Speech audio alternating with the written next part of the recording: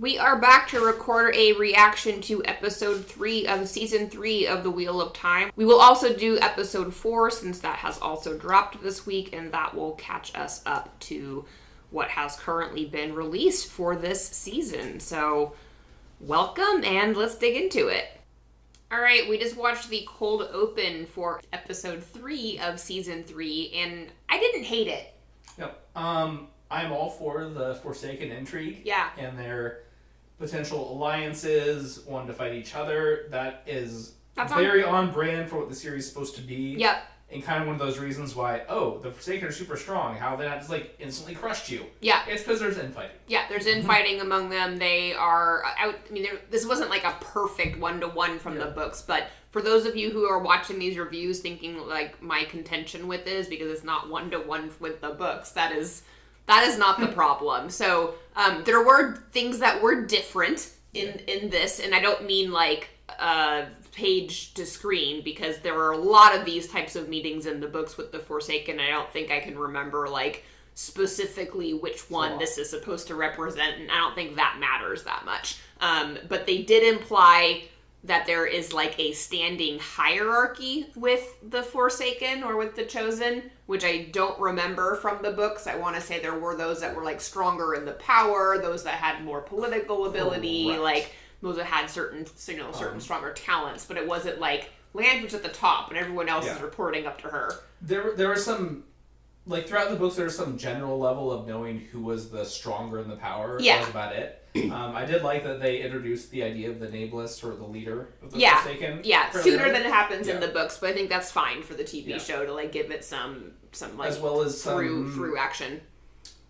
Linking back of that maybe Aiel was not permanently gone. Yeah, mentioned that too. And we knew going into the show that they were not going to have as many Forsaken as they do in the books, which I also think is fine. Like reducing the number of characters. So who didn't make it is the question. So we have Aiel and Lanfear, who we have seen were more aligned up until his death. Yeah. And then we have Moghedian, that's how they're saying that in the show, and Robin, who is playing Gabriel. Who is in the show version Morghese's lover and has somehow tricked everyone into thinking he's been there 10 years. There is no explanation as to how that would be possible. Like, he enters the room and he and Elaine have like a friendly relationship going back. Like, I don't understand the mechanics of that. The mechanics of that just seem crazy for him to actually pull off, especially when he goes to like the White Tower, where it's somewhat expected that he's a well-known figure already. It's weird. That seems like he's walking in and like immediately compulsing I don't know, but and like the entire room of the White Tower, room everywhere he goes. So like the logistics of how the power works in the TV show is still very frustrating. They try to do these like gotcha moments where it's like, oh, that's politically interesting, but then when you think about it, it becomes more of a what?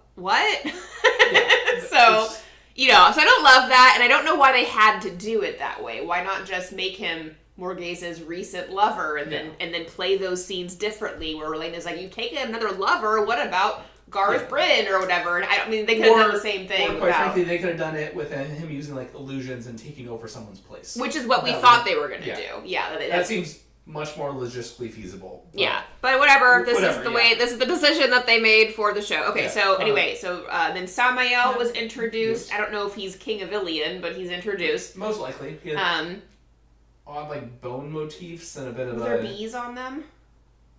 I'm not sure about the bees. I don't think there were bees on them, so maybe we'll find out later if he's part of Ilion or not. Most likely. Who knows? I think they mentioned Semirog and Graendale. So who's missing? Demandred, Bilal, the two at the beginning, Agenor and the one that becomes Halima. Oh yeah. I can't remember his name. He dies really fast. Essentially the ones that die early on. And then because there were 13, right? So that's like. I think about the numbers. Who else are we missing? But at the same time, it's not an exhaustive list yet, so who knows? No, but we did know. We did know from interviews. Yeah. I mean, I knew that from the interviews they were not keeping all of the Forsaken. So some of them. Perfectly solid planning, but quite frankly, they're including more than I thought they were going to. Oh no, the one that's missing that's really important is Asmodean. Oh yeah. We kind of need Asmodean. Asmodean's pretty critical for the current timing.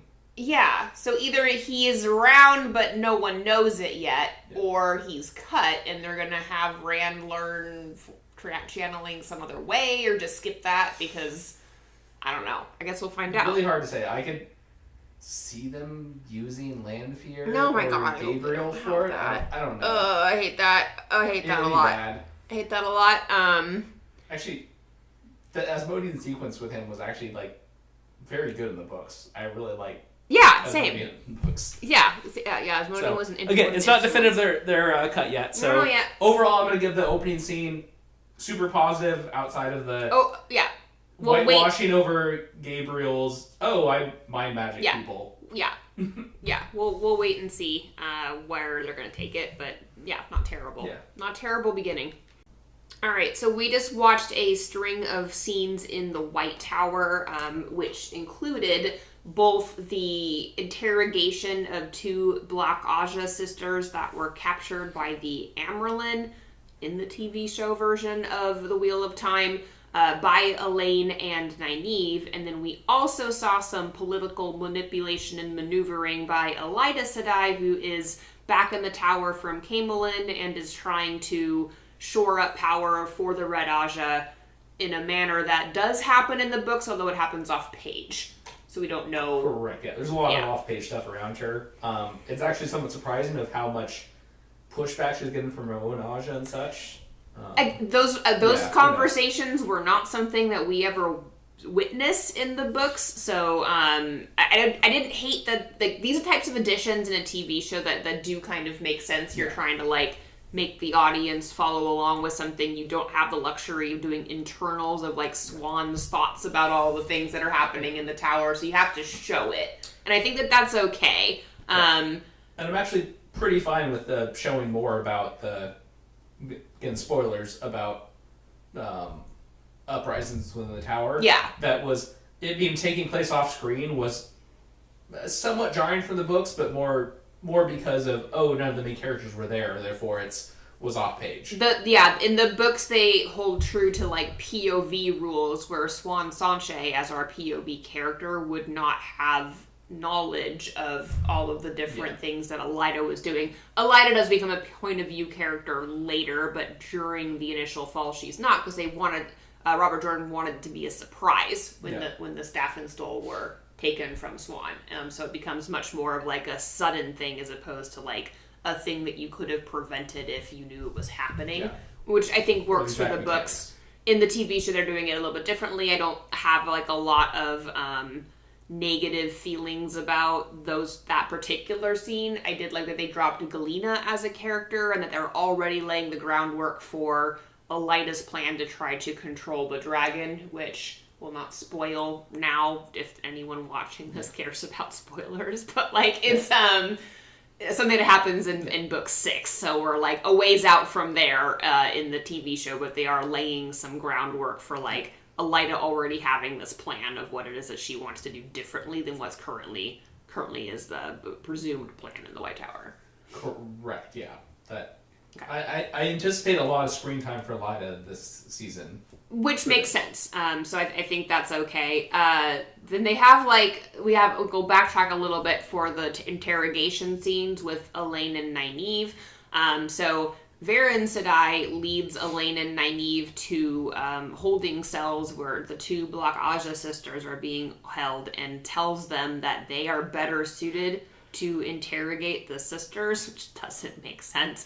But within, like, the loose realms of this is a TV show and the foundations for how we got to these scenes taking place in the White Tower instead of in Tyr, which is where they take place in the books. So in the books, Elaine, Nynaeve, and Egwene travel to Tyr tracking the Black Sisters that leave the tower, and in Tyr they manage to break out of captivity and capture and still one of them. which Egwene manages to do primarily with the use of Tel'aran'rhiod, which is something that has barely even been introduced in this, other than like people having bad dreams and those dreams being. Like, I think they're going to bring it up. They are, now, but yes. So if you ignore the fact that Elaine and Nynaeve are really not the best people to interrogate the Black Sisters, despite what we saw in the previous episode about them being selected as hunters because the Amyrlin doesn't know who is black. And the reason they say that is because, Varen's there and she knows, and there's like other Aes Sedai that know. Yeah. So like, to me it was kind of like, but okay, we'll roll with it. They're the ones running the interrogation. The way they run it is like fine. Yeah, it's perfectly fine. Just the entire logic behind why they were tapped to be the hunters of the Black Aja made a lot more sense when the Black Aja was very much hidden and not public knowledge for everyone.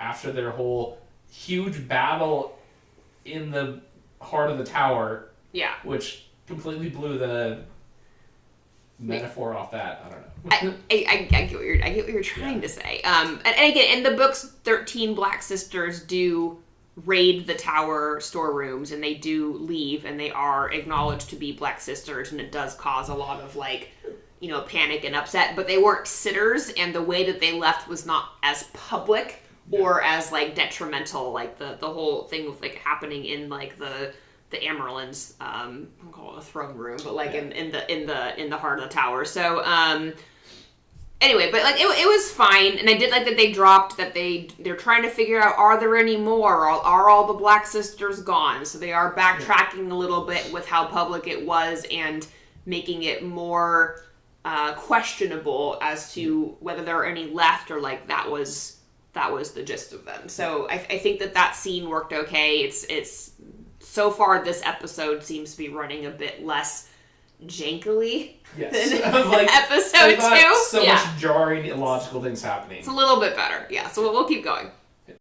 So we jump to a shortish scene in the Aiel Waste with Rand, Moraine, Egwene, Lan, Avienda, Rurik, and the other Aiel who have not yet been named yet.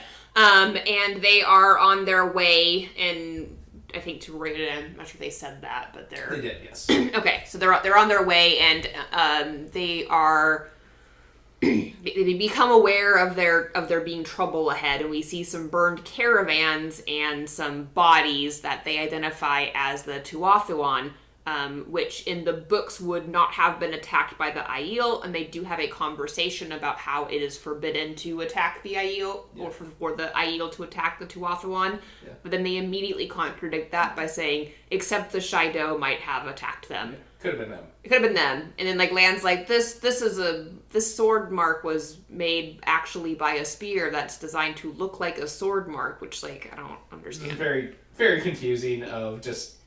Yeah. If you're going to try to hide it as something else, just get rid of the bodies. I don't know. I get what they're going for with this scene, where they're trying to show the, how violent the tribes are in the Aiel Waste. They're trying to show the relationship between the Tuathuan and the Aiel, so that we can maybe have some kind of a reveal later. As well as showing the Shaido are the bad ones. Yeah, introducing the Shaido as the bad clan that we might run across that are in a blood feud with the clan that you currently have represented around you. It was just a little clumsy, I think, in execution. I feel like if I didn't actually know all the terms and people involved... Word salad. This would have just been a what? Yeah, you would have been like, huh? Okay, I'm just going to keep watching and hope I follow along with what happens next. So... and then there was some mention of dreaming, which was good. So the white-haired Aiel wise one, they've not introduced her as a wise one. They've talked about wise ones. They're going to go meet the wise ones. You would think that Moraine and Egwene would be able to note that she can channel, but I don't think we've established that in the TV show as a thing. They've been pretty light on those details. Yeah. So who knows if that's a thing? And presumably she is a dreamer, and she recognizes that Egwene was able to enter her dream, which is not quite right, but I guess they're playing a little jump rope. They were in Tel'aran'rhiod, but whatever. Yeah. Wait, maybe. We don't know, because we don't know how anything works in the TV show. It's all been I don't call it simplified, but kind of like blended Yeah. in a way that's hard to know. So we'll see. Yeah. All right, so then we have a scene in the Two Rivers with some cinematography that's absolutely breathtaking. Wherever Perrin's graveyard scene took, like, I want to live there. That was absolutely beautiful. Very much so. Yeah, I'm not sure where that was. That was aces. Which I mean, it doesn't matter. They're in the mountains of mist or like the foothills of it in the books, but they're not quite that high up. But whatever, it's fine. And Perrin is seen burying, I think it's the ring of his wife under her tree, which is blossoming. Yeah. So this, part of the grieving rituals in the TV show. I don't remember that being a ritual in the books. I do remember Perrin thinking about how his murdered family members were beneath the cherry blossom trees and they would bloom. Yeah, but it wasn't quite as ritualistic as it's shown here. Perfectly fine adaptation. Great. Yeah. You have Alana, who is also grieving her warder. Yes. So they're reminding the audience, interrupt you. They're reminding the audience that Perrin lost a wife because we haven't heard about that in a while. So, giving him some grieving time with Alana also grieving her warder and talking a little bit about the bond and the special relationship that she had with these two warders in particular, because they remind us not once but twice that they were in a throuple, because I guess that's really important for the plot of the story. Yeah. Again, I don't mind it. It just you grieve differently in a throuple. Yeah. If you're banging each other, it's like a more visceral sad grief. I guess I don't know. I feel like this TV show is like throwing relationships in your face right and left, but then like not developing any of them, so it doesn't feel like I don't really feel worried or I don't I'm not invested in the relationships with the characters. So whenever these things are brought up, I'm like, oh yeah, those people were together. There's I don't know. 5 minutes of scenes between them is like, oh, it's impactful. Then we're gonna forget about it. And we're forget about it immediately. So they brought back Perrin's wife, and then we've got to mention with the tower scene that they brought back Liandrin's son, who's also not a character in the books. And Aes Sedai are not allowed to have children in the books. Yeah. It's like a very frowned upon thing that women are put out of the tower for if they, because in the TV show, there's never mention made of whether or not birth control exists, which would like change how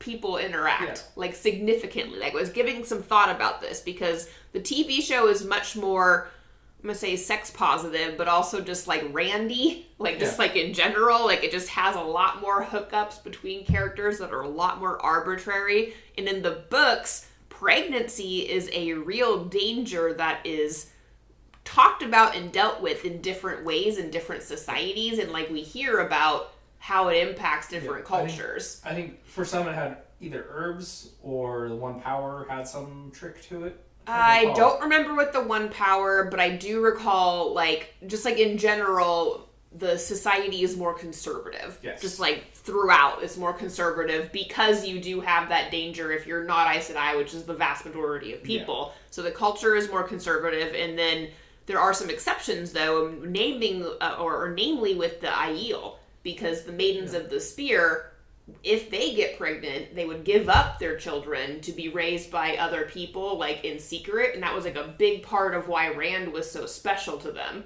when he came back. Yeah. And we haven't heard about that yet. They might explain it later, but I'm just throwing it out there as, a kind of aside of the ability for women to bear children in relationships kind of puts a damper on the sex orgies that this show seems to revel in without really, thinking through the cultural ramifications of that.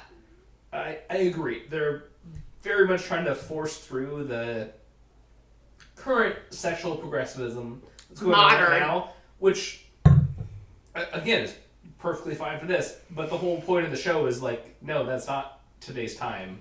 I just feel like Robert Jordan really thought about it. He really thought about the different dynamics that go into having an equality-based culture between the sexes, and that the scientific advancements or lack thereof would have an impact on how that gets interpreted. So it wasn't hand wave. It was like, no, in this culture it's like this, and in this culture it's like this, and everyone's more conservative across the board because you have to like think about marriage and such if you have children, because if you're not well off, you're going to be in trouble. Yeah. Like, so I don't know. I just think the TV show kind of skirts all of that, which I just like, I don't know, the payoff for it isn't as great. And a good example for that is in the next scene when we see the Aiel maidens, Bane and Chiad, trying to get Loyal, the Ogier, to engage in a game of Maiden's Kiss. And it's like, why? Yeah. Why is this in here? It's like midday as well. Like, middle of the day. What? I think they're bored,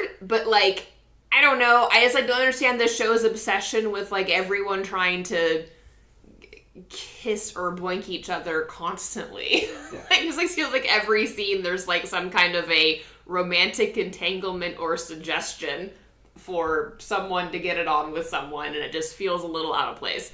Felt forced. Yeah. But then we have the introduction of Lord Luke. Yes. And probably Fael. So Lord Luke arrives, and he is not like what I imagined him to look like in the books. We'll give the actor time to win us over, but like, I just imagine someone like larger, handsomer, trimmer, more impressive. The guy that like the Gaston of like Beauty and the Beast. I was hoping for a bit of a almost over-exaggerated Prince Charming character. A Gaston in Beauty and the Beast. The villainous character, but the one that like thinks he's Prince Charming and is like a total asshole. Like, that's what I expected of... But looks like the stereotypical beautiful lord type that people gravitas around. Yes. So. We'll give it a chance. He barely said anything. So he shows up, and this little big-eyed tiny girl is with him, and I believe that is the actress who was cast to play Fael. She didn't say much in the scene, so we don't really have a sense of her character yet, but I don't know. I don't know if I'll like her or not. She doesn't look the way that I imagined her looking, because she's always described as having like a bold nose in the books, which is just, I think people imagined that differently, but like, I would say this girl has like giant eyes, but I wasn't getting like the same vibe, but that like the physical appearance of the character is just not important, so we'll wait to see how she plays the role, because she said very little. Otherwise, we noted that Matt Cawthon's mother was captured, and his sisters? Yes, so we go to the Whitecloak encampment, and we see Child Buyer, who was in Season 1. I don't think he was in Season 2, but we saw him in Season 1. He was the one that had cut the hands off of the Aes Sedai and like taken their rings. He had a very dramatic intro for the Whitecloaks, which was quite really well done. Because he is like one of the zealots among the Whitecloaks. So like him being like a scary, radicalized, militant, hate-filled asshole. First of his witches. Yeah, who's trying to get the witches. Like, that was fine. He's intimidating. And then we have Dane Bornhold, who is like so cute in this. I don't know. There's something about Dane Bornhold in the TV show that I really like. I would have liked to see him play Galad, actually, because he kind of strikes me as the handsome... Maybe Gawain, because he seems... Or Gawain. Or Gawain. But, like, Dane Bornhold is fine as Dane Bornhold. I'm just not really attached to the character of Dane in the books as much, so, like, the degree that I like this actor and the way he represents kind of makes me like Dane more than I think I would otherwise. You're like, I would like a likable character. Yeah. It's like, he's got a good cut of his jib. He and Child Buyer have an exchange that was a little, like, vague in terms of what they were agreeing to agree to. A bit, yeah. It was left off oddly. The initial premise of it, though, being along the lines of, should we torture this mother and daughter to get more information? Yeah. Or not. Or not. Yeah. With one side being of, no, that's wrong, and the other one being of, well, only such a terrible beast as Paranabara could have been born in this wretched land. They must all be rotten. Yeah. Oh, and then Child Buyer's justification for why Perrin is such a terrible guy was like, he murdered your father in cold blood. Now, Billy, correct me if I'm wrong, but in the TV show, Dane Bornhold witnesses his father's death at Perrin's hands, and it was most definitely in hot blood. Like in the middle of a battle scene in which a city was being invaded. Right? Did I remember that wrong? I believe so. I've been hesitant to rewatch that episode. Yeah, we only watched it once. Because it makes me shudder. But yes. Yeah. It was very much it it's very hard to do cold blood axe through the chest in the middle of a battle sequence in which huge battle for the whole city of like no one's doing cold blood then. Yeah, so I didn't understand why that was the choice of words that were used. Obviously, in the books, that's not how Perrin.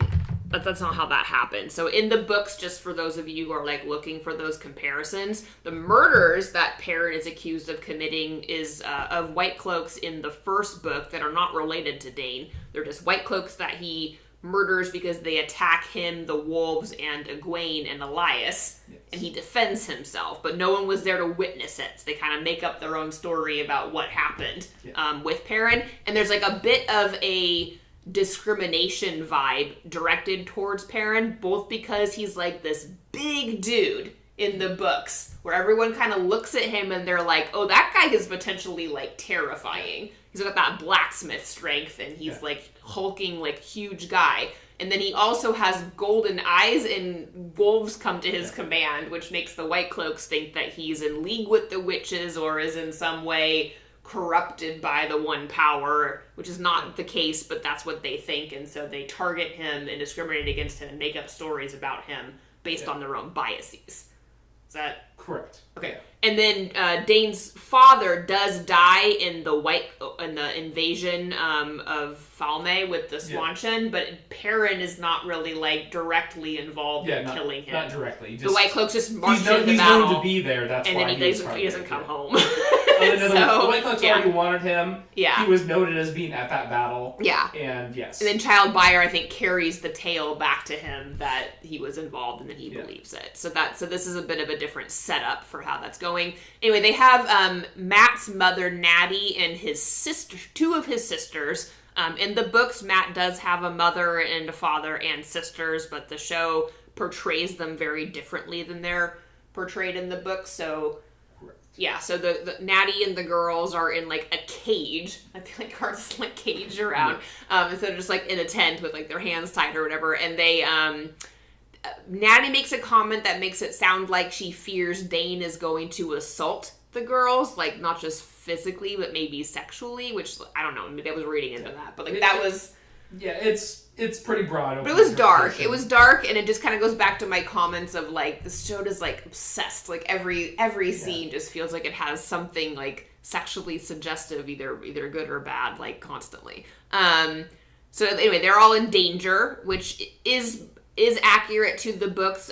Natty and the girls and some other Two Rivers folk, I think, are captured by the Whitecloaks and held captive as ransom for Perrin and Ibarra. That does happen in the books. Correct, yeah. Yeah, but Tam and Abel are not part of it, and I'm not sure how many there were that were captured, but regardless, the scene is close enough to what happens in the books, so we're interested in seeing what happens. Overall good. I would say, quite frankly, the whole battle around Two Rivers is a closed enough ecosystem that you really can't mess up too hard based on... You say that. Again, sorry, I just jinxed everything. Based on all of, like, prior bad decision-making that will ripple forth. Like, should be a contained thing. No, I agree with you. Like, you could literally extract the Two Rivers homemaking story and make a movie out of it. Yeah. Like, just that part of the books, and, like, call it a Wheel of Time movie and it would work fine. Yeah. Like, you could just have man returns home after wandering the world and comes back and, like, deals with the crisis in his hometown and fights off armies, and that would, like, serve as a movie. Yeah. You tell it in 2 hours. Quite frankly, I'm almost surprised they decided not to just axe Tel'aran'rhiod entirely and keep Lord Luke and Egwene dream traveling. Like, I'm not saying I want them to axe it. I'm just saying that, like, if I was a showrunner and just going with we want to cut this down, that entire aspect is a lot of complications in storytelling that is tricky.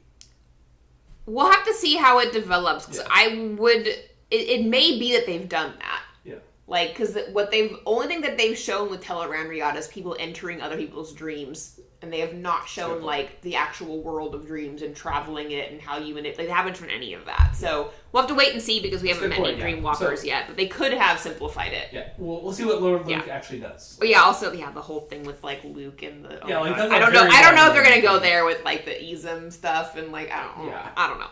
TBD. We'll find out. See how it goes. Alright, so we just watched some more tower scenes, and it starts off with Matt having bad dreams where he's hearing battles, but it's pretty vague as to what he's hearing. It's not like... We get horse sounds. Horses are screaming, there's and there's like... involved. Clinking metals. Which, perfectly fine. This would have been if you wanted to show the action scenes, these would have been good scenes for that. I'd prefer he had we haven't seen his luck abilities yet. I would have been okay with this showcasing like from different like point of views of warriors in quick fight scenes. Like that would have been. I mean, for the budget they're spending already on a lot of things, like those him imagining those would have been valid views of showing from his point of view battle scenes going on. Maybe and him waking up. Maybe it'd be more expensive. I think this is like the cheaper way to do it. But yeah, okay. Anyway, so Matt's having bad dreams, and then Min comes in and does like this rambling apology about how she betrayed him in the last season, which was a sequence that we totally forgot about when we reviewed a previous episode. Yes. Because everything's so disjointed. And she's like, I had to do it because Ishamael, one of the Forsaken, known to be pledged the Dark One, promised me that he was going to be able to take away my visions, which just makes her look stupid. Not the greatest look, yeah. Like, it's like the devil came to me and made me a promise. It's like, they lie. Like, why? I don't know why she would have believed that was possible and why she would have trusted one of the Forsaken. And I know she didn't betray him in the end, but I don't know. I'm just not a fan of that whole sequence. Anyway, she kind of ham-fists his apology a little bit. And he, like, doesn't really accept it, but they get on okay, and then... I think the goal was like them trying to somewhat mend the bridge there. Yeah, but we're at least amicable again. Make steps towards it, I guess. Yeah. Otherwise, the scene didn't really do anything. Yeah. So then we does it jump straight to? Elaine and Nynaeve. Elaine and Nynaeve are in some room. We learn later is in the Brownage quarters, and they're researching pieces of paper that have. The symbols they found underneath Liandrin's son's bed. Oh, God, that they're then somehow analyzing to figure out things. That they then rationalize that she's from Tenchiko. Yeah. Oh, my which God. obviously makes sense that she would go back to Tenchiko some reason. Okay, we haven't finished the episode, but so far that sequence is the worst scene in this episode by far.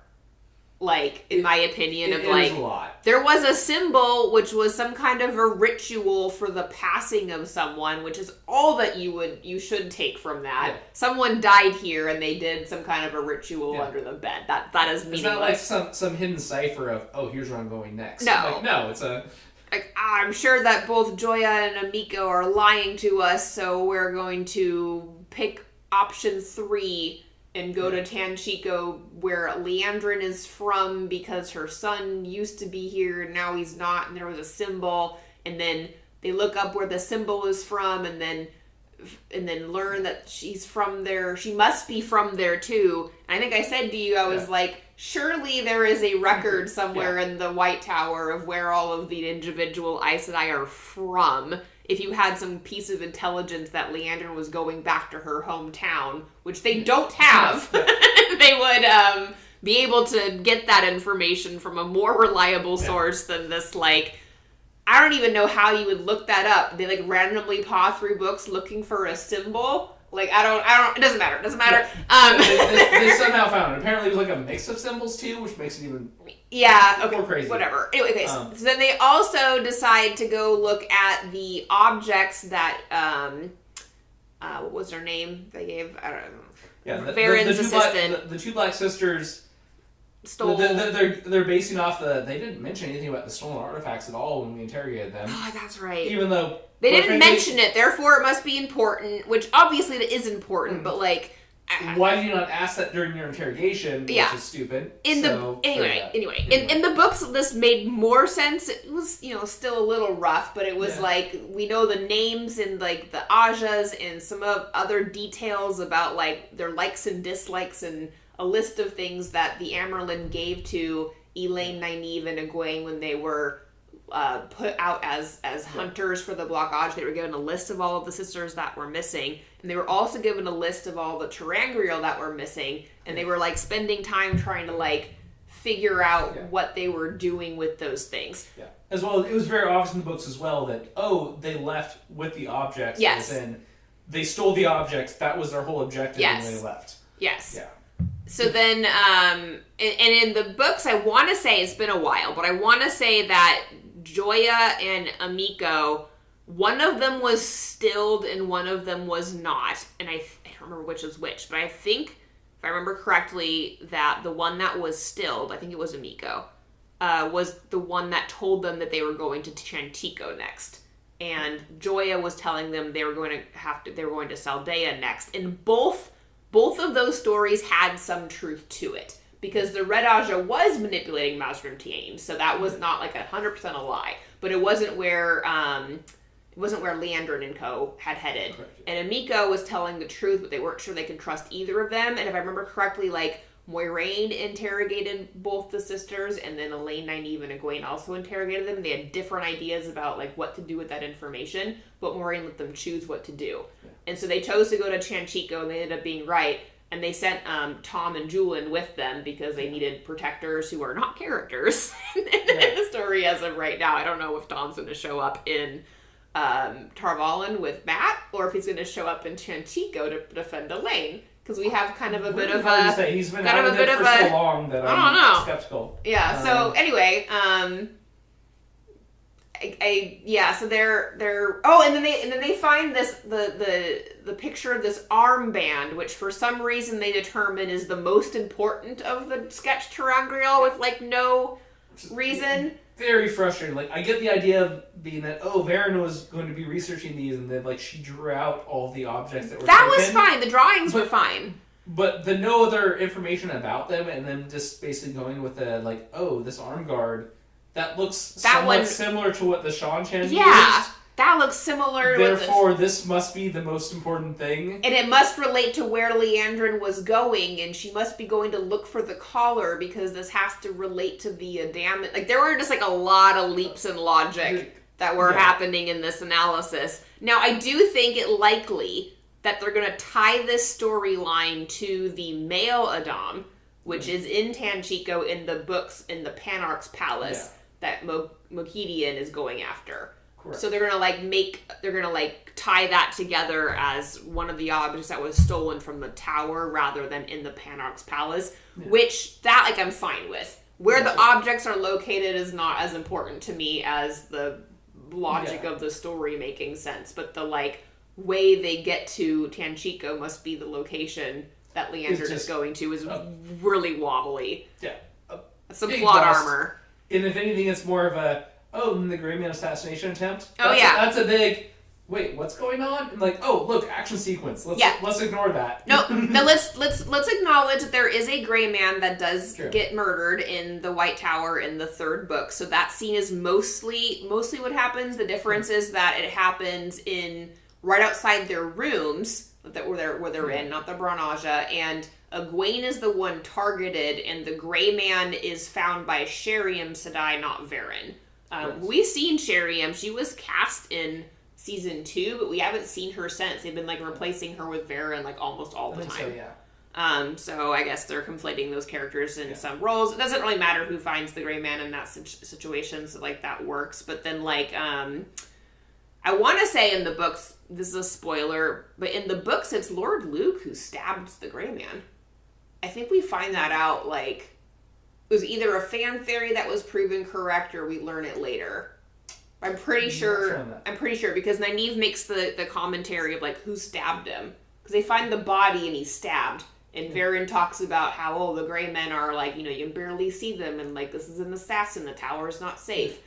Which is all what happens in the books. But then Nynaeve notes that he was stabbed. The question is and who stabbed him. And that all happens in the books, and I want to say it turns out to be Luke / Slayer / Easem, which I don't know if they're going to go into in the TV show, like, of all the things to try to explain, that's, like, up there among, like, the really complicated ones.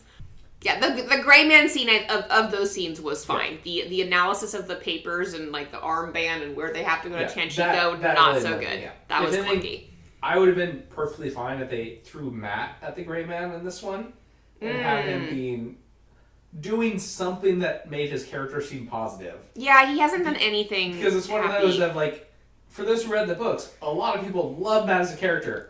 Right now, no one would like Matt. No. Matt has done absolutely nothing great other than blow the horn the one time and then brag about it. Ass about it. Yeah, 100%. And the books, like, if you haven't read them and you're curious to read them, Matt is not that likable in the first 2 books. Yeah. Because he's tied to the dagger. But book 3 is where he comes into his own. And in book 4, he's pretty great, too. Yes. And so we have not... in book 5 is when he's at his best, I would argue. He does a lot of good stuff. Yeah, but we haven't really seen that in the TV show. So far, we like the actor for Matt, even though they switched the actors. But the writing for him has not made him a fan favorite the way he is in the books, in my opinion. Yeah. Wow. Okay. So we just watched the Tanchico scene with...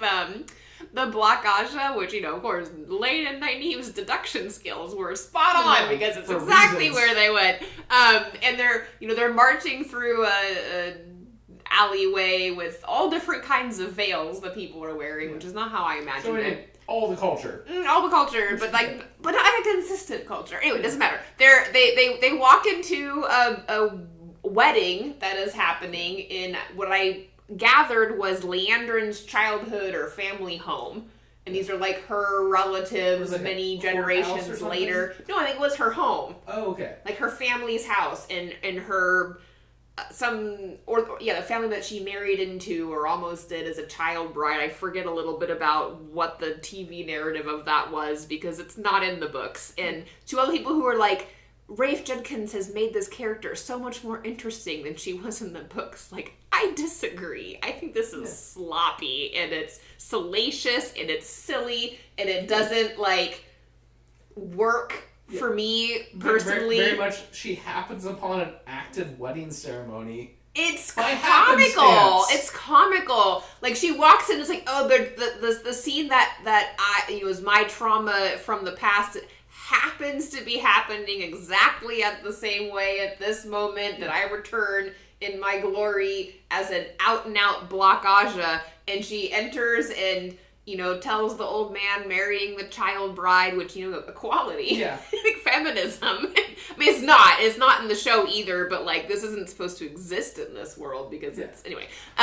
So this old man is marrying the child bride, and so she murders him by doing an Indiana Jones Temple of Doom style fist in there and pulls out his heart. It's like, what is happening? And then throws it on the ground and then orders the other Black Aja sisters with her to just murder all of the wedding guests, regardless of whether they were there. She has no idea who they are. All the servants, I imagine, too, just because she's evil. Look how evil they are. They're evil. So get them. It's like all these dead bodies. The memories of the soon-to-be bride, I guess, which... It was comical. It was just... It was like bad horror movie levels of comedy. Like, I don't know. And then they memory erase for the child bride who's still there. I guess maybe to show early compulsion, possibly, but like, I don't know. I don't know. The entire scene was... It was unnecessary. Forced, unnecessary. If it was like a planned out of she knows about the wedding, yes. This was very much I happened upon this scene. Yeah. Let's kill everyone. I also want to note, and I guess we still haven't seen too much of Chanchico, so this might be premature, but like, one of the things that I liked about the books was its exploration of other cultures and how the conservative main characters were initially judgmental, and then as they got like acclimated to all these different cultures, they realized that there were like pros and cons of all the things. So like when Elaine and Nynaeve go to Chanchico, initially they're like, we're Andorans, and Andorans are better. We'll put on these dresses and veils and, like, do the whole palanquin thing because we're required to. And then over time, they kind of, like, get to know people there. They meet the, like, tea house lady who's really nice, and they, like, learn to... They run into Aiel in there, which was, like, a whole introduction to, like, the nice side of the Swanshan culture, and they have to, like, grapple with all those things. This scene, to me, felt very Western bias of being like, look, these cultures where people wear veils, these, like, and they do Muslim coded cultures are bad cultures, and we can just murder everyone there, and we should, like, root for the Black Aja. Like, I don't know, it's a little early to say that because we are the POV of the Black Aja, but there were, like, vibes of that. Little bit. Remember when I said at the beginning of this episode that it was better written than the previous one? I gotta backtrack that because we're now starting to compile scenes where I'm, like, laughing at the end of the scene, but not because they were funny in a ha-ha way, but because they were funny in a what? What are you doing way. So we just watched the conversation between Elaida and Min in the White Tower. Was there anything before that I'm forgetting between Liandrin and Tanchico in that scene? Nope. I don't think so. I mean, there's a prior scene where Min was introduced as having served. Yeah, that was like earlier. It was a throwaway scene. Yeah. Okay. Yeah. So Min is the servant assigned to Elaida's chamber, and we did see a previous scene, to his point, where Elaida was wearing a bracelet and was having, like, some kind of anguished experience from wearing it. Throwing things off her desk. Which we were... Very mysterious. Which is hard to interpret if that was, like, a foretelling and the bracelet was, like, helping her see the future, or if she was wearing a terangrial that she didn't know how it worked. I don't know. I don't interpret that. Who knows? Yeah. Confusing. Anyway, Min shows up in this later scene, and Elaida has intelligence that Min is a seer, and they have, like, a bonding session about foretellings and viewings, which are not the same thing in the books, because Min cannot channel. I like the general idea of the conversation around of, future's happening. Yes, it's immutable, but you can still change things around. Yeah, and I think solid. And I think the reminder that Min can see things and that Elaida has the foretelling ability is good to reiterate as part of a, like, character grounding for people who have not read the books and are not familiar with these characters and get easily confused. But then it breaks down. So then Elaida reveals that she is aware that Min is a spy for her nemesis, Swan Sanche, presumably. Yeah. And is aware that she has been placed there to spy on her, and then sits her down and says, like, can I tell you something, but just, like, between the two of us, like, don't go spy and report on this, and then tells her point blank that she's planning to overthrow Swan Sanche, when she's going to do it, why she's going to do it, not exactly how she's going to do it, but, like, enough information given, and it's like, wink wink, like, don't go tell Swan about this. And then Billy and I had a conversation of whether she was being strategic or if this was just bad writing. So I don't know, what do you think? Is this like... Really, it's 50-50 in my point of view. It could... With the show so far, it could very much be just bad writing. Yeah. Very much hey, we want to show that she has some foretelling. Let's have her foretell this scene and talk about it. Yeah. That could be it. The other point of view that I was hoping is the more intelligent one is that she's throwing this out here... To lay a trap. You get her opponents to react to this. Because obviously, this obvious spy who identified... is going to report on the information you just gave the spy. Mm-hmm. Yes. But here's the thing is, even if the latter ends up being the case, and Min runs to Swan Sanche, or whoever it is that placed her in the serving position, and reveals this plan to them, despite Elaida telling her not to, whatever spy master she's talking to would know that Elaida knew that Min was a spy when she dropped this information, and so they wouldn't just walk into the trap. Yeah, I just don't understand. I mean, the very best case scenario would be along the lines of like, oh yes, Elaida knows that her information is taken with a grain of salt, and they know that she would know, and that kind of double, triple thinking of, ooh, what complex design is she trying to do with this information? But sad to say, thinking about it that way, it's probably option one of this is just bad writing. It's just bad writing. Because we do know that this coup does happen. In the books, this is exactly what happens. So this is Elaida telling Min, this is what I'm going to do. Now make your decision about who you're going to help or support or do a thing or not do a thing. Like, I don't know. It could be more complicated. We could be underestimating the writing ability in this episode, but I just laughed out loud when she did that, because even if that was your plan, you would just then drop the information. You wouldn't have like a heart-to-heart. You would be you would let the spy somehow know that you have this plan in some way where they don't realize that they know that you're a spy, and then they run with the information. Then you've laid an actual trap. Yeah. This way of doing it was like, what? They should just talk before then. Her revealing that she was supporting or went with Andor and supported Morghese because of foretelling. That was solid information being dropped.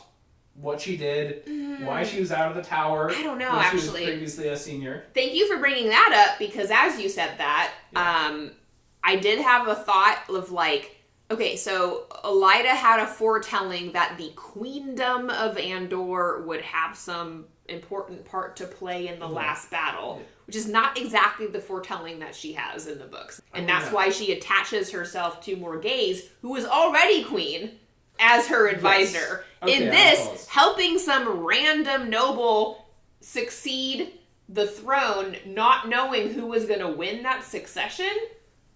How does that... It makes some sense if you think of it in terms of invest in someone before they're in power.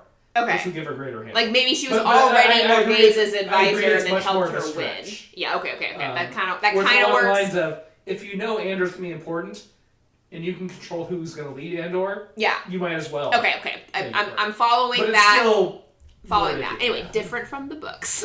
So we will. Anyway, that was like a short scene that I didn't like it, but we will see. I might walk my words back. Maybe it's better than it initially came off. All right. So now we've had a couple of scenes in the Aiel Waste near, they're not quite to Meridian yet. And the first one is with Egwene.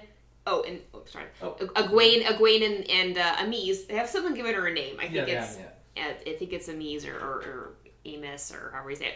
And she is explaining to Egwene that the person she saw in her dream who's choking her has to be alive to cause those injuries. Which is not a Teleran-Riyadh rule, but we'll let it slide because it is in this TV show supposed to be Lanfear masquerading, I think, as Rena. For context, if it was one of your own dreams, you'd be fine. If you were in Teleran-Riyadh, there are physical impacts. Correct. But no one...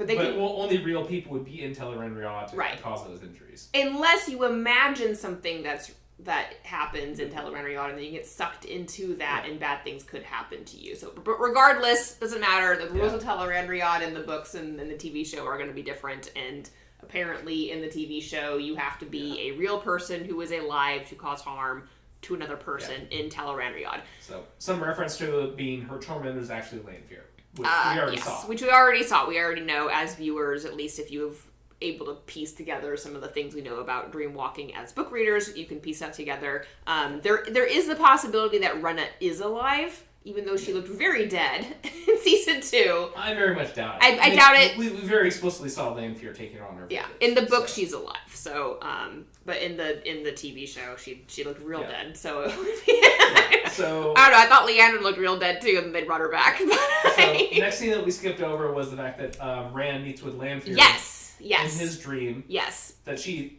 proposes that he dragged her into his dream. Which she could be lying. We don't know. Very much seems the case because she's a dream walker and mastery over that. She would not just be dragged into against her will. Ren doesn't know how to do that as far as we know. And she, in there, like, in kind of like a lover's room sort of thing with, Rand gazing sulkily out the window, and her kind of like lounging on the bed, looking a little bit like, she's worried, concerned. You wouldn't believe me. Why I want to help you. So anyway, she's making these like doe eyes at Rand, and then tells him that the reason that she's doing all of this is because if Rand can get a hold of a very powerful Sangreal, that he or she or both of them together can challenge and defeat the Dark One, and then she will be free of her oaths, which is not her plea in the books. In the books, Lanfear just wants to be more powerful than the Dark One and more powerful than God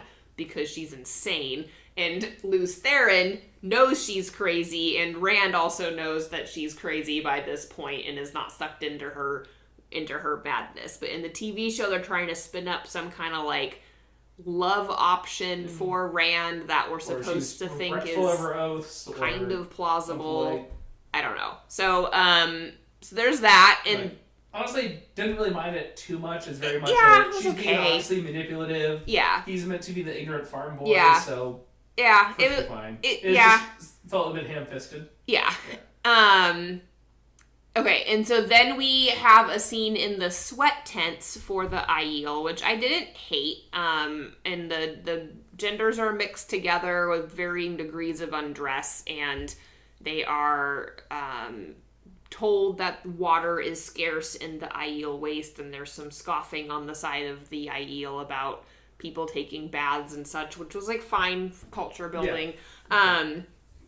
And then one of the Aiel, I think she's another wise one, calls Moraine child and like implies that Moraine was disrespectful, which is like a weird.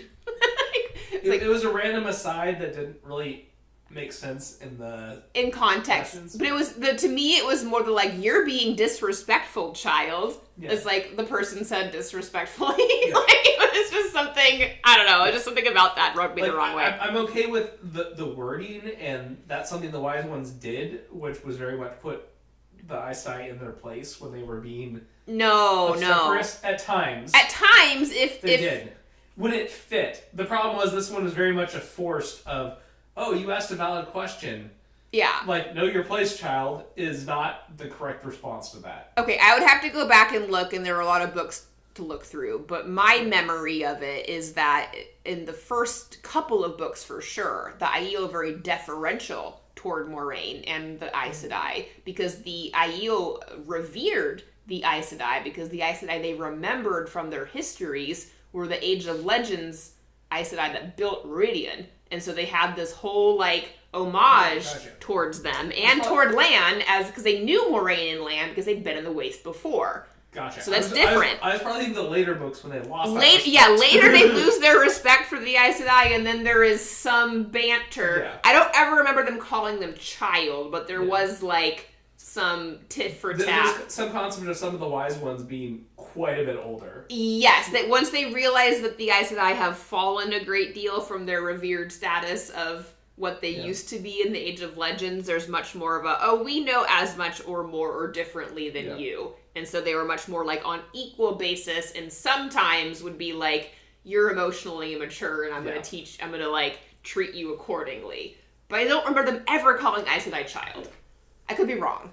That's like, I don't remember everything's dialogue. It was an odd one-off that I didn't like it. Honestly doesn't really make or break anything for me. No, to me, it's just that they're jumping to like the end conclusions again with the Aes Sedai rather than telling a story and like building to it. So like, quite frankly, Moraine has been very much regulated towards superfluous characters. Yeah, she's a stupid, manipulative, selfish, like untalented. Like so far, she's prevented the tower from dropping on the Amerlin, which was good. She barely did anything. And past that was telling the boys, hey, don't get in trouble, and then giving the green light to Lanfear to torment them into separating. Yeah, that's not useful. Anyway, so they have they talk a little bit about what Meridian is with the Karakarn and walks into the fog and will come out the Karakarn, which they don't really explain what that means, but like that all clan chiefs and wise ones go through this process. Yes, they go through the process. They don't explain why. They don't explain that the Karakarn is a chief of chiefs, or essentially like a a leader to unite the Aiel. But we don't want it's like every scene in this show is info dumping of just like more information. So they're like dribbling it out. We don't have everything, but there's like enough to like sustain interest in what this place is. We really need it for the rail scenes of like, okay, he's on the waste, then what? Now what? What is he doing? Where is he going? Why are they here? What is this? What is the point of this? So, okay, and then there is a complete, in my opinion, throwaway conversation between Lan and Moraine about this woman that glanced at them. They're like, do you want her? She wants you. Like, again, this is going back to my commentary before where it just seems like the show, every time it has a down beep, is like, who's gonna have sex with whom?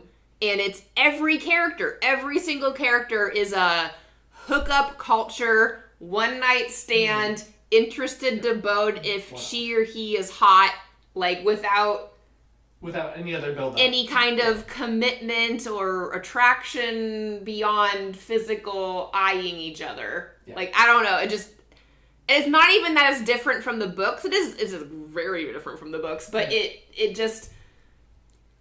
It takes the concept of, this series is large and expansive, we need to cut things down. And instead you cut things off, but then expand it again by throwing in random hookup spots. I don't know. No, yes. In terms of your criticism of, like, why this is boring, yes. I'm making more the commentary, like, even if this was a modern show, like, if this was being written for college students who attend some magical school or something, this amount of boinking between people who have no romantic buildup would bore me stupid. And I don't think it's realistic. I'd be okay with one character having this type of like polyamorous, let's do whatever. But when every single character has like the same approach to sex, it's just like, I don't know, like it just feels very like weak, and like whoever is writing this is taking their personal view of relationships and saying all people should be this way. I don't like it. As well as then the reveal being that the woman is originally from Malkir and go back to from Lan, which again her whole approach was the let's hook up. Right. And then they have a serious conversation. Really serious. With nothing like just completely erases the whole like let's charge this with sexual energy. They didn't need that. It was it was like Lan telling Moraine, you can be happy for even 1 hour, and it's like that's not happiness. I don't know. Yeah, instead it should have been her like my king and said something like that. Something else. So I don't mind them reminding us that Lan is a Malkiri king, would-be king who was never crowned. Like that was information that like we may not remember at this point, although it's not something we really need to remember for this season, but like it's fine, I guess, to have that. It generally isn't. It's helpful to know that other people recognize him as an important figure. Yeah. But quite frankly, it doesn't matter till much later. It doesn't matter too much later, so I don't know why they chose this for like an Aiel woman in the waist, because it kind of detracts a bit from the lore, if they're probably not going to keep it, but the lore of Rand's heritage with his mother being an outsider who joined the Aiel. Now it feels like a common thing. Yeah. We're just like lots of random people from the other side of the dragon wall join the Aiel and like learn to become maidens of the spear. Yeah. Like it's normal. Yeah. Like, I don't know. We're the maidens of the Aiel. Yeah. Plus random orphans. Plus lots of orphans from other places in other lands. Yes, and I think, based on the name Melindra, that this is the character name of the Maiden of the Spear that, in the books, Matt hooks up with.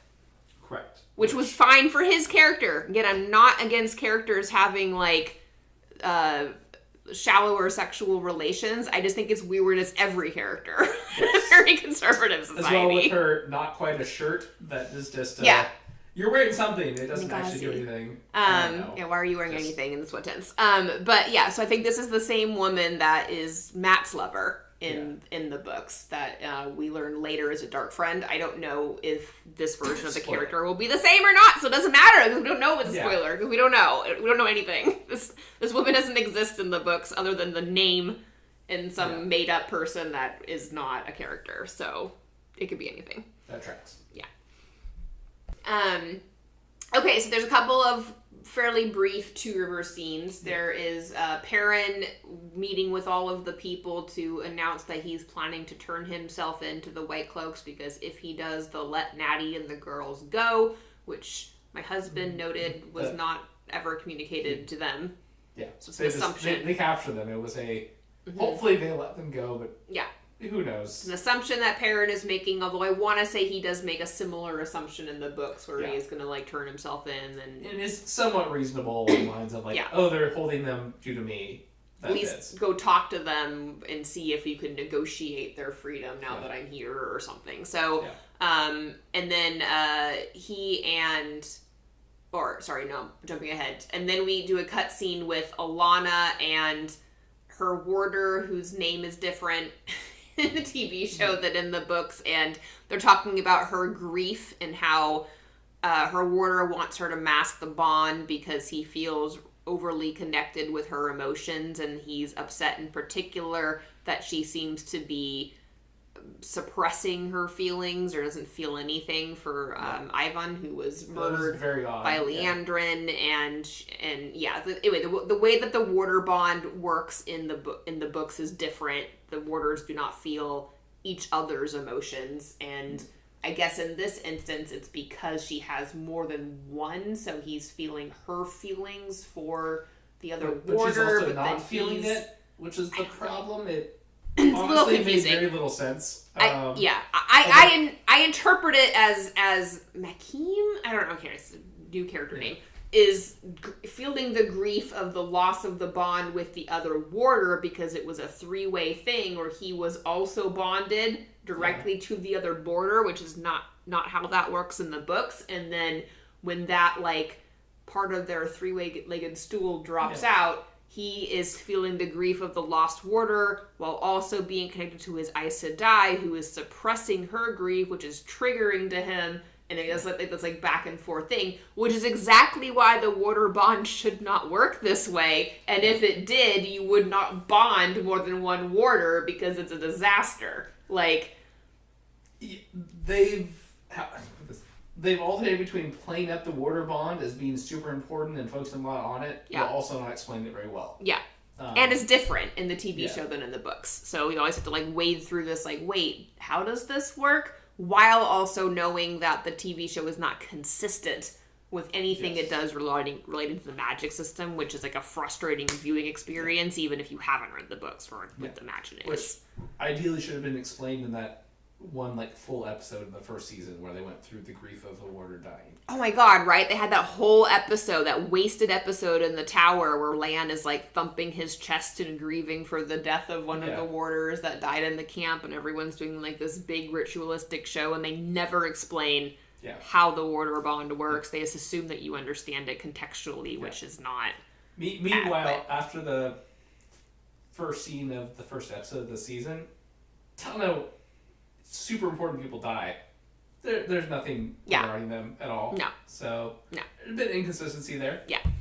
Yeah, exactly. It's a good point. The one warder that died in this skirmish outside of the Two Rivers is rewarding of this great ritualistic thing, but when a bunch of Aes Sedai are murdered in the tower and all these other things, a bunch we of just brush it aside. As well as majority of the sitters, right? And or they turned into Black Aja, let's just brush that aside. Moving on. So then they have this conversation that leads into Makim asking Alana, why are we here? We're in this grief, feelings because we know who murdered Ivan, and that was Liandrin, again, in the TV show, not in the books. Why are we not chasing after her? And she doesn't answer. And I turned to my husband and I was like, and also, how did they get there? Because we had the same question with Perrin, who was did you take the way gates before us? Why didn't we run into you? Yeah. And I said to him jokingly, but now I don't think it's such a joke, that Alana knows how to travel and has the entire show for inexplicable reasons. I'm just making a prediction that could be the case. Randomly, yes. Or they're very much going with the, you know what, we have inconsistencies. We're going to address them by someone asking the question, but not actually answering it. So far we've... Bad writing. We've had the question asked, so how are you here ahead of me? And then, why are we here? Both of which were asked, but not answered in any way. It does feel a little bit, though, like they're setting up tension where we could get an answer to that in a reveal. Yeah, it'd be great if it was. That'd be good. In the reveal I can think of is Alana knows how to travel. She can create portals, which does not make sense for the books. But in the TV show, maybe. Or she has a terangrial that can do it, which maybe. Yeah.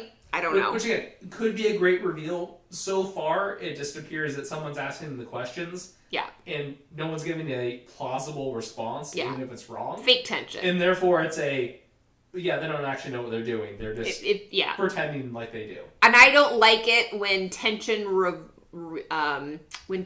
relies on the viewer not knowing whether or not this is bad writing. Yeah. Like, I don't like that. But we will continue watching and see what is to be seen. Oh, wait. There was one more scene. Oh, okay. So Fail and Perrin meet finally. And she hasn't given her name yet. She told him her name was Mandarb, which she also does in the books. And Perrin laughs at her. And she's like, why are you laughing? And she's like, real, and he tells her it's because it's the name of Lan's horse. And she hasn't met Lan in this version of the stories. That's like a non-person to her, so I don't know why she cares. It made a lot more sense in the books when Lan was there. Yeah, and she'd met his horse. And in this like, version, it was point to that's Mandarb over there. Yeah, and instead she's like, she doesn't like it that somebody named their horse Blade in the old tongue, so she can't have that name too. Like, I don't know, this doesn't work as well for me. But what I was telling my husband was, wait a minute, didn't they like release Mandarb and Aldiem, the horse of Moraine and Lan in the first season when they arrived at the Waygate, and they just they rode up to the Waygate and they're like, go free horses, they'll never survive in the ways. And then remember later they were shown with Liandrin taking the girls through with horses.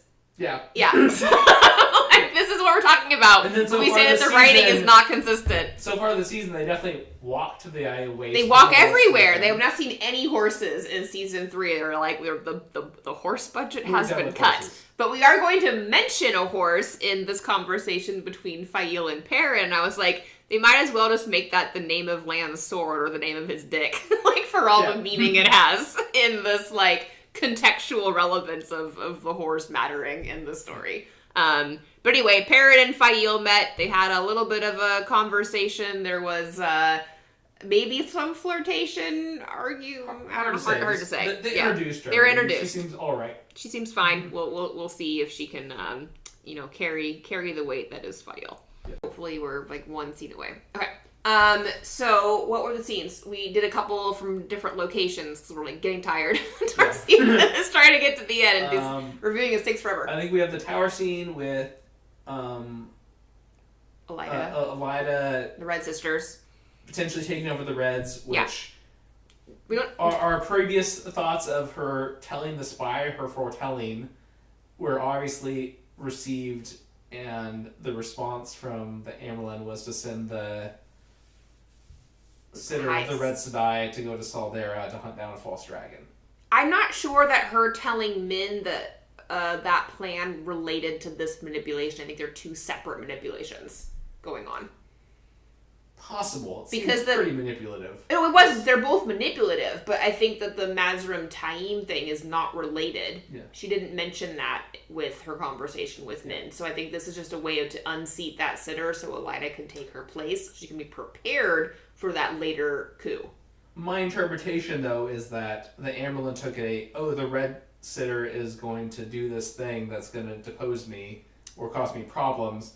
Therefore, I'm going to sideline the Red Sitter to over here. Okay, maybe. And it was very sudden. Oh, when are you leaving tonight? Yeah, fair. Who launches their travel at night? That seems ridiculous. Yeah. So okay. Very much, I feel like that this was a ham-fisted, she fed the spy this information, obviously, and then the Amyrlin responded in very obvious fashion. Which, it makes Swan Sanche look stupid if she knew that this plan existed and thought that the solution was just changing who was the sitter. Yeah. Because Elaida was the one who told Min about this plan. So the obvious conclusion is that it is Elaida's plan or that she's in on it. Correct. I don't know. And or the fact that, like, they're noting that, oh yes, we can't change what our prophecies see. Here's what I saw, by the way. Oh, yeah. Okay. The whole, like, prophecy element of it, too. Okay, so then there is a scene...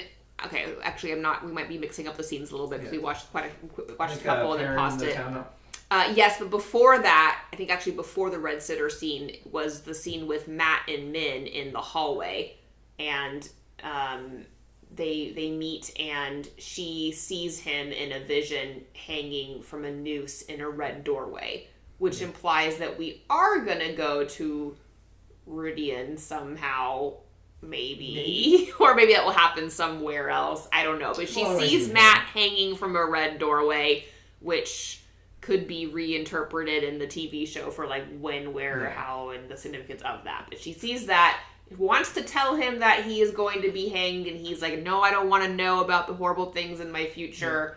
And then when he's like telling Min this, like kind of like aggressively, Galad steps in and is like, hey bro, are you bothering the lady? And is like white knighting, which, and then he does that again later with Nynaeve when they do the quarterstaff and sword scenes, which we'll talk about. But I wanted to make a comment about the white knighting. So Galad is very much a white knighter kind of character in the books, but it's not based on gender in the books. Galad is not chauvinistic. He does not have machismo in the books. He's not a toxic male who's like inserting himself where women don't need his help. That is not, he has like a purist ideology of good versus evil and tends to be very like literal in his interpretations of good versus evil, which leads him to do things that are potentially like more evil than the evil he's trying to prevent.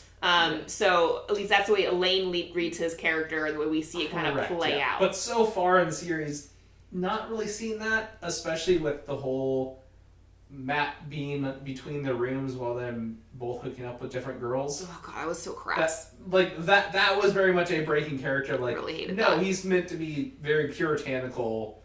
Yeah, but then he just does this machismo thing. So what I'm saying is like the gender dynamics of this version of the Wheel of Time, just so everyone is aware, is like 10 degrees less woke than the books. I think that's what I'm trying to get at with the characters are being assholes in a gender dynamic kind of way, which is based on a patriarchal understanding of the role of men over women, and like that whole chauvinism thing of I'm gonna like step in and help you helpless girl is based in a inequality of the sexes that exists in our world and is not supposed to exist in this one. So especially within the tower. Especially within the White Tower. Yeah, good point. So, so it's like that. Yeah. That's happening. At the same time, though, I'll go with this. It's not out of character necessarily if he saw a Serbinger being assaulted by some guy. That is true. Yeah, so that is true.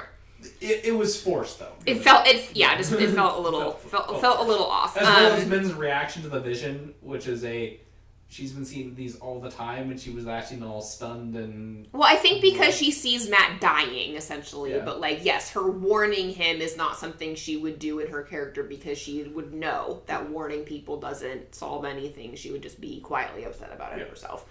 Okay, so then... we have Perrin's scene with the villagers. Yeah. Where he gives a rousing speech about how, no, you shouldn't all scatter to your individual homes and get picked off by Trollocs. Okay, yeah, so this happens in the books, but it happens differently. And our commentary on this was that it felt very forced because they're already in Edmund's Field. So everybody's already gathered to protect themselves from the Trollocs. Like, they're in town all together, presumably for that reason. Yeah. And or drinking. Or just to drink, I guess. I don't know. And then the villager's like, we gotta go home now. I'm gonna go back to our villages after dark. It's already dark, and the countryside is overrun with Trollocs and Whitecloaks, and they're going to go home at night and then say we'll put the boys on the roof to look for Trollocs at night. Bar the doors. And Perrin very aptly makes the comparison that didn't work during Belltime. There are more Trollocs now than there were then. Again, something similar happens in the books, but in the books it's more like they go to like farms on the outskirts of the city, and they convince those people to go to the center so they can all, and they worry about, but if we abandon our homes, like, what will happen to our homes? Like, well, they might get burned down, but at least you'll be alive, which is a good counter argument to that. So anyway, the point is that Perrin is becoming a leader in the Two Rivers, and he does this speech, and all the people listen to him, and then Fail is like, oh, that guy. So I guess in this version of the story, she's attracted to him becoming a leader, whereas in the books, they were already in love by this point. Like, correct. Very much. They've been together for a while. Yeah, he brought her home. She was the girl he brought home to the Two Rivers. And in this version, he's just meeting her in the village where he was married, and his wife, he murdered his own wife in the Trolloc attack, and now he's gonna fall in love again with Trollocs coming into the. I don't know. It feels weird. I'll go pros being, you know what, introduce Fail this way, perfectly fine. It's all right. Acceptable adaptation. Negatives being that he was married before, he killed his wife. Too much. What the hell was up with that? Why did they do that? And his speech to the villagers felt pretty forced. It was, just a little much. All right, we're going to wrap this thing. All right, so just to recap a little bit on the Quarterstaff and Blade scene between Matt Coffin and Galad and Gawain, because that is a scene that takes place sort of like that in the books. It is a fan favorite in the books. I liked it in the TV show, but I didn't like it as much as the version that is in the books. Yeah. So in the books, it was very much public. It was being used as a teaching moment. Yeah. Matt was in recovery from being ill, so it was a bit of a concern. He looked easy to beat. And the two Andorran princes were not super eager for the fight. At that point. This one was very much a forced. Nynaeve seemed put upon, so it was similar to Min's. Yeah, it's a white knighting. Yeah, and very much the white knighting, and again, I still like the scene in general. Yeah. Quite it's been a highlight from the books for me. It's really best. It's the best scene. It's really good. I'm not a choreography expert, but it did not seem great. I liked it. Yeah, I liked it. Okay. I also am not good at necessarily saying this was wonderfully filmed in terms of action sequences, but there did seem to be a lot of turning unnecessarily. Overt flourishes. Overt flourishes is a good way to put it. Brandishing of weapons. So there a lot of flourishing, but overall a decent scene. I couldn't tell if in the TV show they were implying that Matt is able to take on these two guys because of his memories of being a warrior. It was unclear. In the books, he doesn't need the memories to do this. His memories in the books are more about battle strategy. He hasn't become possessed by a great warrior who's really amazing, which they kind of are in the books. It was more along the lines of he won at staff fighting in the he won all the quarterstaff competitions in the Two Rivers, so he was really accomplished. And Hammer, the warder teacher, makes the commentary to the boys of a farmer with a quarterstaff can defeat a blade master, etc. Yeah, because it was long reach. In this, they might have been trying to imply some of his memories. They did a bit of him leaning his head on the staff. Yeah, I got the impression that he was accessing Matrix style the abilities of people who are not him in that scene, and that's what they're showing. The that they're showing it in that way, as opposed to Matt himself being a good fighter and then getting the battle strategies and all the experience of having both won and lost many battles stuck in his head, which I like better. But I would argue, I'm really honestly not sure how the average viewer would view that. We've said that yes, he has scattered memories in his head and is discombobulated. I'm not really sure if it would get across I have battle expertise now. It is a complicated thing, I think, to get across on screen, so maybe that is why they're making this change, but I don't know. They didn't really show any of the memories. No. Yeah. And if anything, this is a better circumstance for how Rand should be understanding channeling, because he's Lews Therin reborn and has that same I know how to do this, but I have to like remember how I did it back when I was alive. Whereas what Matt is experiencing is different. Again, in the books. Yeah. So in the TV show, I think they're making some implication that Matt can access the abilities of men who are long dead and then become a great warrior, whereas before he was not, which I don't like as well, but I guess that's what they're doing. Who knows with that? Okay. If anything, I would like to see like a change of expression on his face or something like that. But yeah, whatever. Okay. Whatever. Generally seen, I like they did not try to cut that from the series. Yeah, they kept it. We're happy they kept it in some version. The two princes with the Quarterstaff. Yeah. Good stuff. Yeah. Galad and Gawain, I don't like either of them as characters. They passable to me. So anyway, then we have Fael talking to Perrin in the Two Rivers and trying to convince him that surrendering himself to the Whitecloaks is a dumb thing to do. Yeah. Or trying to rescue Matt's mother by himself would also be stupid. Yeah.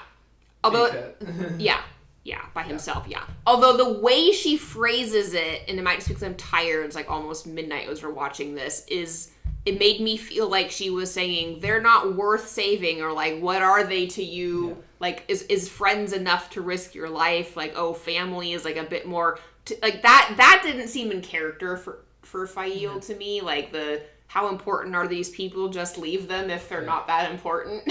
Like to the wife. I don't know. I didn't like that. That wasn't a good like introduction to her character, like morally. But I did like surrendering yourself to the Whitecloaks to be just killed is not that smart.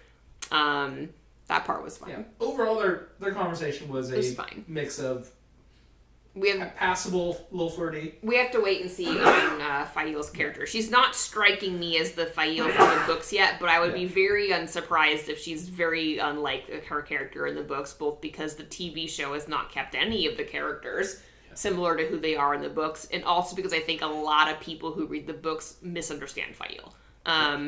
She's like one of the most hated characters in the books, and I actually think after having read these books for a long time, that she's a little bit unfairly framed because of Perrin's point of view on her.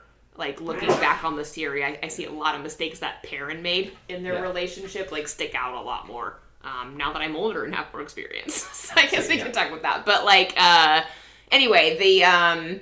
Next one would be Liandrin painting her symbols on the ground for her tragically dead son. Yes. Which we also... just thought about that, like, oh yes, he's tragically dead, but he was like an old man. He's an old man. This was not you tragically lost your child. No. Early on, like, no, he lived like a full life and died an old man. She literally murdered dozens of people at a egregious child wedding, but like still the concept of like going across the world to like write the symbol on the ground to complete a ritual for her dead son. I get it, she's grieving, but she's also Block Aja and a murderer who pulled the heart out of a man. As a viewer, I don't care. Like, I just don't care about this like trying to moralize her or make her seem more gray. Like the trying to make it doesn't dark character more gray of like, oh, but she has redeeming qualities on this. Like, I just don't believe it. I don't believe that a woman who would do all the things that she has done would care so much that her very old man son died at an old age. Like, I don't know. It just doesn't sit well for me. But anyway, she's grieving. She's reliving her trauma as a young girl, which, was legitimately sad. Just wasn't part of the book's character. And then she goes and talks to Naomi, who is not a character in the books. I don't think she's one of the 13 named Block Aja. I think she's an additional character. And she's studying the Terangrial that they have stolen. And this scene makes it seem like they have not had this conversation. They have no idea why they took what they took, and they're just now figuring it out, or Naomi is. And so they're like having yes, sir, Bob, like, let me explain to you why we took these things that we took. And the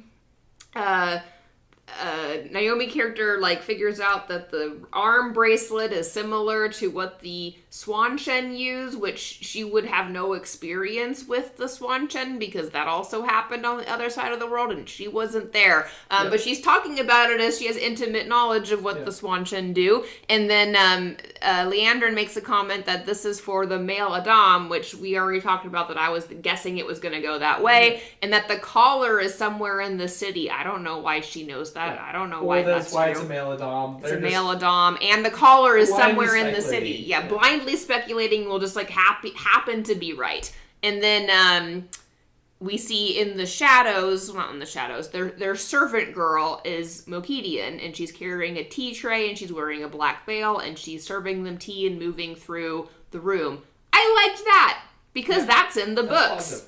That was at least, it's not exactly here, but like that is accurate for Mokidian's character, and the softly from the shadow I will manipulate all the things. Like that was good. The Forsaken, I think, were probably the best part of this episode. That like opening scene and this ending one were like good sandwich ends, bookends things. For this middle part where like some scenes were good and some were really wobbly and some were downright bad. Overall, this episode was not terrible. Like holistically, less logical inconsistencies. It still had some, though. Yeah. I mean, the ones that it did have were still bad. So I think the complaints. I've been lowering the bar a lot. Yeah, we lowered the bar a lot. It's true. The like the expectations that book readers have for the show is not that it be 1-to-1 with the books. Like I just want it to make sense. And so when they do things that don't make sense, it's like, oh God, I have to just like accept that this is the best that we can expect from the writing. And it's frustrating because like the story was like handed to you, and a lot of the changes that they're making don't feel like they're necessary because of all the stuff that they're cutting, and then they're cutting it to make room for the stuff that they don't need. Like Liandrin's problems with her son dying is not an addition that I needed in this show. It adds nothing. I don't care about her more as a result of this. Random obscure sex scenes for people that didn't hook up in the books. Not needed. Not actually needed. Didn't make me like the characters more. Didn't make me understand the cultures and world building more. Is definitely a downgrade in my opinion on the gender dynamics and the equality. I just like, I don't believe that is serving the themes in any good way. But we got through it. So the recording reactions this way is really, really long. So we are thinking for episode 4 that we're just going to watch it and then do a quick recap. Yeah. Quicker. It might still be long. We'll take notes, but I think less pausing and then like rehashing every sequence. Yeah. And more just like what stood out. Yeah. Mainly because the episodes are pretty long. They're long. Like some of these, like the next one, like 69 minutes. Oh God. Okay. Which this seems, quite frankly, jammed into Amazon's framework of the episodes must be eight long. Yeah, it has to be 8. No matter what. Has to be 8. Yeah, I'm guessing episode 4 is going to be a banger too, because I think it's going to be the Rudian sequence, which is like them going not the end part, but like the middle of the book part of book 4. So I think it should be interesting. I'm anticipating. I haven't watched it yet. I know all you've already watched it. I'm anticipating that what Rand and Moiraine see in Rudian is different than what it is in the books. Likely. I just feel like we haven't gotten enough world building for the revelations that are in the books to like really make an impact. But I could be wrong. Yeah. It could be close. So we'll find out next episode. See you then.